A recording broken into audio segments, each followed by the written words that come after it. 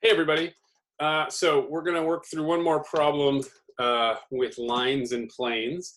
And this is, we're really what we're going to do in this video is derive a nice formula for finding the distance from a given point to a plane. So let's, hopefully this thing figures out how to focus. There we go. The distance from point to a plane.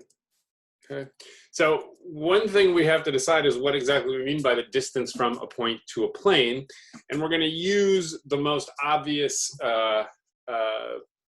idea around that, right? If I asked you how, look at the closest wall to wherever you're sitting, and I asked you how far you were from that wall, you would point in the closest direction, right? So if here's a wall and you're sitting out here and I ask you how far you are from that wall, what makes sense is this direction, right? You wouldn't measure from over there, right? I think that's pretty obvious to most of us. And this is also going to turn out to be the direction in which we're perpendicular. And this is pretty easy to prove just with a little bit of thought. It has to be the shortest distance, right? Because if I draw any other line that's not perpendicular, I can make this triangle, and we know the hypotenuse is always longer than this side. And so that perpendicular is going to be the shortest distance to the wall. And it's uniquely that. And so it gives us a well-defined meaning to what we mean by distance between a point and a plane. So we're going to use that idea. Let's draw a picture here to start. So here's a plane, okay? And then let's imagine a point floating in space above it. So let's give it some color. This will be my point, and I want to call this point P1, X1, Y1, Z1, okay? That's my point, right? So remember, I want to figure out the distance, meaning I want to think about the line perpendicular to the plane, right? And how far that distance is, okay? So here's the strategy. One thing we already know is that if we're given a plane, we should have the normal vector, and that normal vector is going to be in this perpendicular direction, okay? So let's write down the equation of our plane, ax plus by plus cz plus d equals 0. Well, we know that n is equal to a, b, c, okay? Right? So this is really nice. We want this perpendicular direction, and we already have a normal vector in that perpendicular direction. If you're wondering about what might happen if the scale of this is different, or if it's actually facing down, because the normal vector can face it either way, let me talk about that at the end. It won't make a difference to what I'm about to do, so I'm drawing kind of the most convenient picture, okay? So we've got our plane, we've got a normal vector, we want to know this distance between these two, right? So I'm trying to find the distance from here to here. Well, let's pick some other point on the plane. Let's just pick, I'll draw it out here, what kind of a lot of space.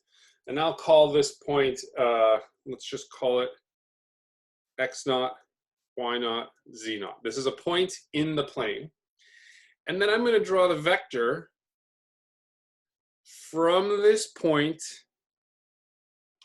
to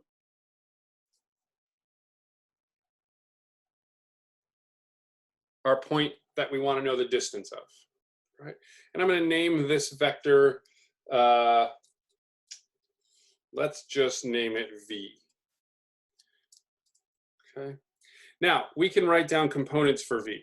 V is going to be, let's see, so it's going from x0, y0, z0 to x1, y1, z1. That means its components must be x1 minus x0, y1 minus y0, z1 minus z null, right? That's how we find the vector between 2 points. So here's what we're going to do. There was an idea we had earlier in one of the earlier videos having to do with the dot product. We can get the component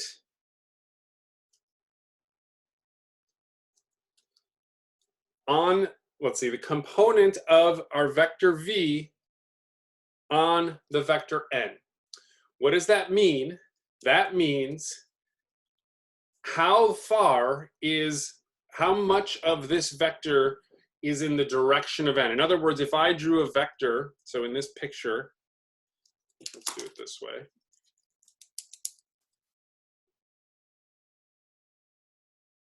Right, if I kind of make this triangle with the vector v and n, the component n of v is the magnitude of this vector here, right? So it would actually be on top of n, but I don't want to drop it on top of it, just moving it to the side a little bit. Component of v on n is the magnitude of this vector. Remember, there was that projection vector. The projection of v onto n would be this vector.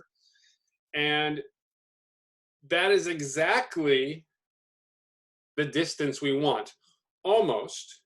It can be negative.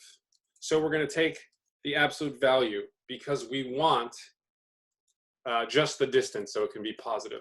That negative would happen, for instance, if n was actually facing down, we would have this negative component in the direction of n, and then the absolute value would take care of it. And that's why this won't really matter which way it's facing, and I just drew it in the nicest way. So you might want to review that idea of the component, but we're going to use that here. And the component, right, the formula we worked out for this turned out to be v dot n over the magnitude of n. And since we took the so that's the component formula, there's our absolute value, okay? So let's work this thing out. Let's work out v dot n.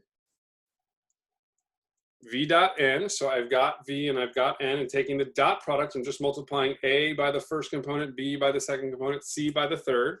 So I get a times x1 minus x naught plus b times y1 minus y naught plus c times z1 minus z naught. Okay.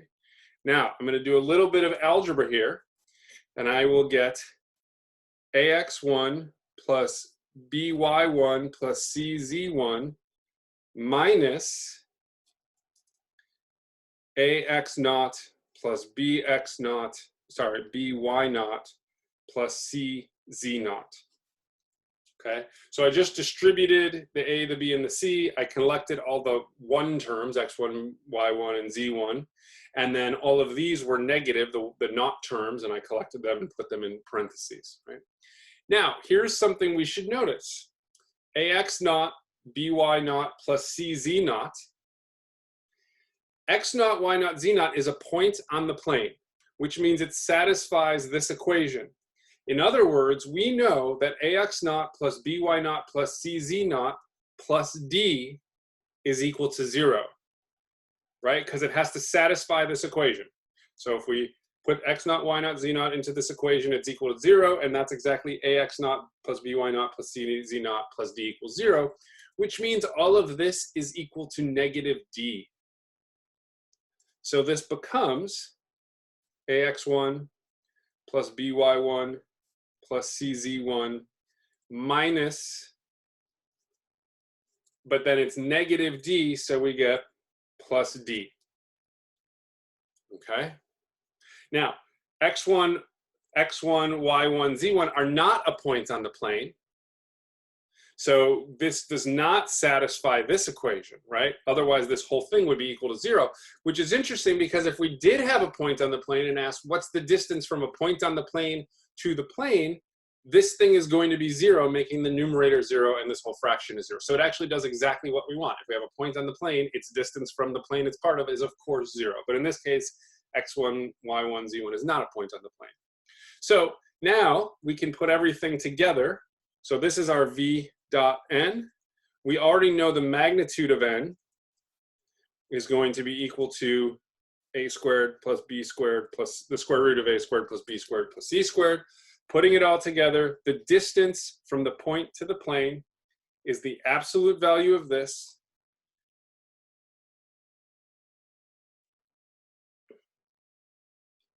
divided by the magnitude of the normal vector of the plane, right? Again, x1, y1, and z1 are the points given. A, B, and C are the components of the normal vector of the plane we're trying to find the distance from, right? It's a rather simple and interesting formula once you get through all this, the geometry that's here. That's pretty convenient and handy to have in our back pocket. All right. Okay, that is it for this one. Thanks, everybody. I will see you next time.